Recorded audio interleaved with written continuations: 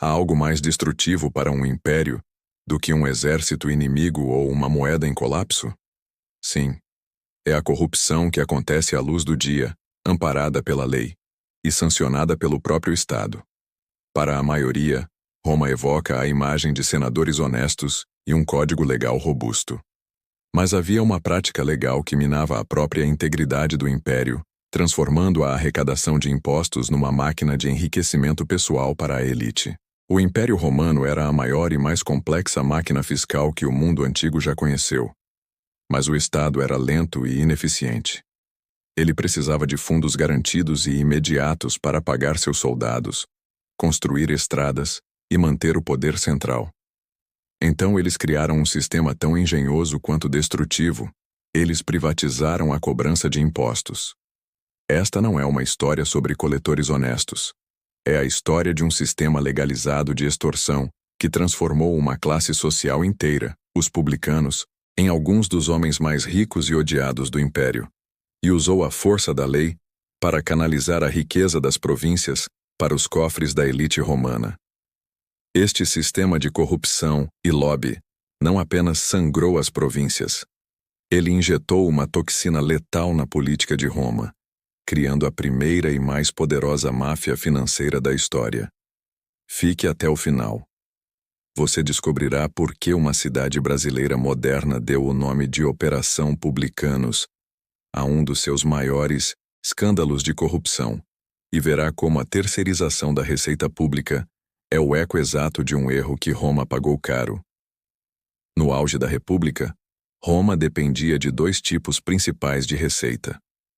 O imposto direto sobre terras e cabeças, que era relativamente fixo, e o imposto indireto, portagens, pedágios, taxas alfandegárias e minas, que era o alvo principal dos publicanos. Estes homens eram membros da classe dos equestres, os cavaleiros, a elite comercial e financeira abaixo dos senadores. Eles eram, por lei e por natureza, investidores capitalistas. O Estado romano, precisando de dinheiro rápido, realizava leilões. Os publicanos, muitas vezes organizados em grandes companhias de responsabilidade limitada, ofereciam um valor fixo ao Estado para vencer o contrato de cobrança de impostos em uma província específica por um período de vários anos. Por exemplo, a empresa publicana pagava 100 milhões de sestércios ao Tesouro de Roma imediatamente, e em troca, ela ganhava o direito de ir à província e cobrar tudo o que conseguisse extrair. O risco era da companhia, mas a recompensa era ilimitada. A causa desse sistema era a preguiça burocrática e a necessidade de liquidez imediata do Estado. O efeito foi a criação de um sistema de extorsão com selo de aprovação oficial. Com o contrato ganho, o publicano voava para as províncias, como a Judéia ou a Ásia Menor, determinado a recuperar o seu investimento e maximizar o seu lucro. A lei romana, em vez de proteger o cidadão, protegia o contrato. O publicano não apenas cobrava o que Roma exigia, ele adicionava uma margem colossal. Taxas por atraso, tarifas rodoviárias arbitrárias, pedágios em pontes e portos. Tudo era aumentado. O publicano subcontratava coletores locais, muitas vezes seus próprios conterrâneos, como Zaqueu ou Mateus, os publicanos mencionados na Bíblia, que eram odiados duplamente, por explorarem o seu próprio povo e por serem agentes do poder opressor estrangeiro. A corrupção era sistêmica e legalizada. Tudo o que o publicano cobrasse acima do valor pago ao Estado era lucro líquido para a sua companhia. A dívida entrava aqui como arma. O publicano usava a ameaça de prisão ou a perda de terras para forçar o pagamento imediato, agindo como juiz e carrasco. Estima-se que em muitas províncias, o valor real extraído pelos publicanos fosse o dobro ou o triplo do que era declarado e repassado ao Estado. O resultado foi uma transferência maciça de riqueza da periferia produtiva para a elite central e improdutiva de Roma. O poder dos publicanos atingiu o seu ponto de ruptura na arena política, porque eles eram ricos demais para serem controlados. A classe equestre, que controlava os contratos, usava o seu vasto capital para financiar campanhas políticas, fazer lobby no Senado e subornar juízes.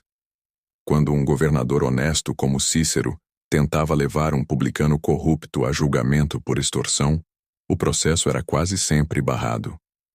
Os juízes, muitas vezes, eram eles próprios publicanos ou tinham interesses financeiros nas companhias de impostos. A grande consequência foi a desestabilização social e a revolta nas províncias. O povo das províncias, esmagado pelos impostos abusivos, perdia a lealdade a Roma. A corrupção dos publicanos foi um fator crucial que levou a revoltas como a de Espartaco e ao colapso do sistema republicano, pois a população via a lei como uma ferramenta de extorsão.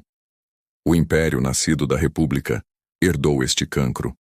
Eventualmente, o Estado, sob os imperadores, tentou centralizar a cobrança de impostos, pois percebeu que a voracidade dos publicanos estava a matar a galinha dos ovos de ouro. As províncias estavam a ficar tão pobres que já não conseguiam pagar nada. Mas mesmo com a centralização parcial, a cultura da corrupção e do suborno entre coletores e governadores já estava enraizada. Os paralelos modernos são chocantes. O princípio da terceirização lucrativa do serviço público e da cobrança de receita ainda é a espinha dorsal de muitas estruturas financeiras. O paralelo. Um é a corrupção do contrato. Assim como o publicano ganhava um leilão e maximizava o lucro às custas do cidadão, vemos hoje mega empresas ganhando concessões, estradas, portos, saneamento, e usando o monopólio legal para cobrar taxas exorbitantes e exigir reajustes contratuais que o Estado, fraco ou cúmplice, não consegue negar.